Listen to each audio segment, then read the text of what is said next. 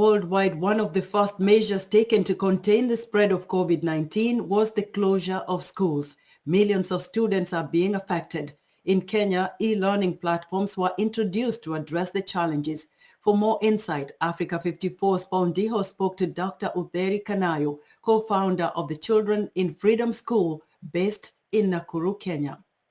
Dr. Susan Utheri-Kanayo, welcome to Africa 54. Thank you for having me. You quit your job in the UK to go back to Kenya to do something meaningful and to give back to people.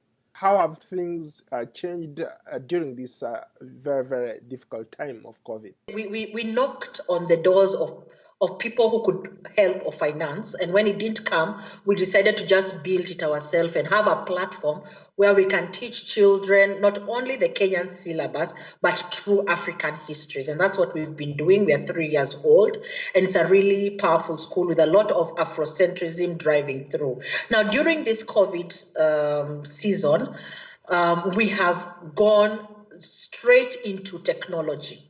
Because of the lockdowns, the children must stay home.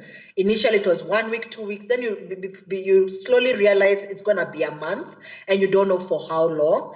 And the government was also teaching through TV, radio. They've also gone the e-learning route, and they're encouraging schools to also follow that route. Because my husband is a software engineer, we were able to set up a school platform that hosts all the subjects. So we were able to now transform what we were teaching face-to-face, all the subjects, all the classes, into an online platform, which will have your class, you'll have your subjects there.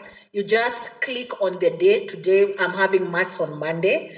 Maths on Monday will be ready. So the teachers are coming in and they're looking at the syllabuses, at the topics that I need to teach right now, and they are recording and packaging it in a way the child will understand. How many people are enrolled into that program? Our students are all enrolled. We are 150. So they are all on board doing the program with us. How long did it take you to set up an infrastructure like that? Maybe 2 weeks. What we did first is we piloted it in April, long before other schools. So I think the international schools were already doing it, and we were able to sort of benchmark. By the time we were now opening for term 2 in May, in early May, it was just a matter of just moving forward.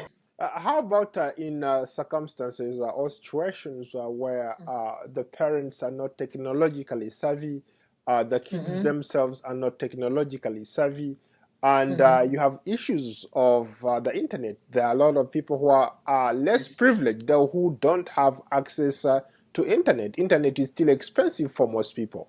What do you do? That is a good question, and that has been a reality for some families.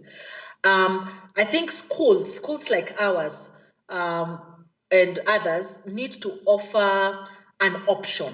Schools should encourage all sorts of learning depending on the circumstances of the family. What lessons, if any, have you learned during this period? And going forward, what is it that you can do to leverage on the existing technology that you already have to make things better?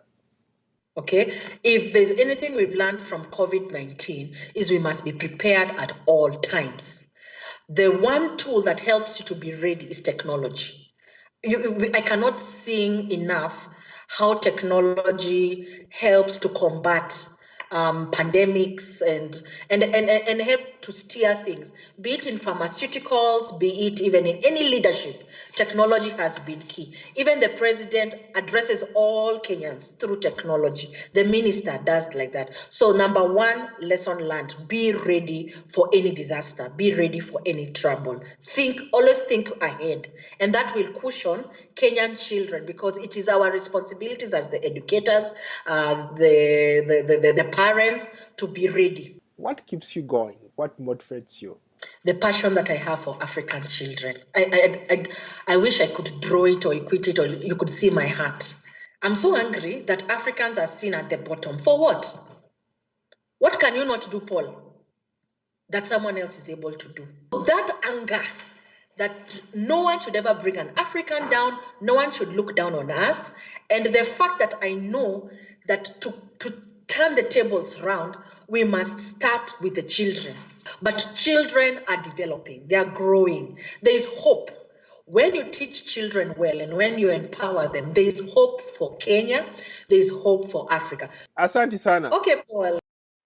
That was Africa 54's Paul Ndiho speaking with Dr. Utheri-Kanayo, co-founder of the Children in Freedom School